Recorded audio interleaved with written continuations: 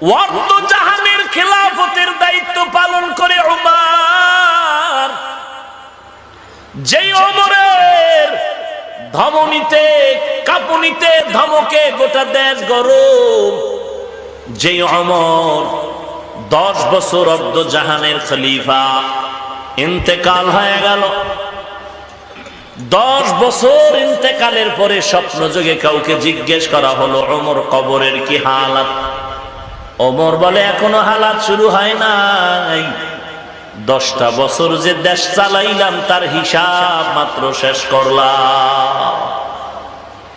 এরে নবীর উম্মতের দল, কে সেই ওমর? এক কথায় ঈমান আনার আগে তাকে বলা যাইতো পৃথিবীর শ্রেষ্ঠ একটা সন্ত্রাসী। কারণ বিশ্ব নবীর মাথা আনতে যায় বিশ্ব সন্ত্রাসী ছাড়া কেউ। সেই ওমর এখন ইসলামের এমন দামি ব্যক্তি হয়ে গেল, 39 জন মুসলমানের পরে 40 নাম্বার মুসলমান হযরত ওমর। তরবারি নিয়ে বলে, পয়গম্বর, ইসলামের দাওয়াত আর গোপনে হবে না, ওপেনে হবে। ওমর তরবারি নিয়ে কাবার হাতিমে দাঁড়ায় বলতেছে, এরে বেঈমানেরা, আয় আয় আয়। যদি ইসলামের বিপক্ষে অবস্থান নিয়ে সাহস থাকে, ওমরের তরবারির সামনে দাঁড়াও।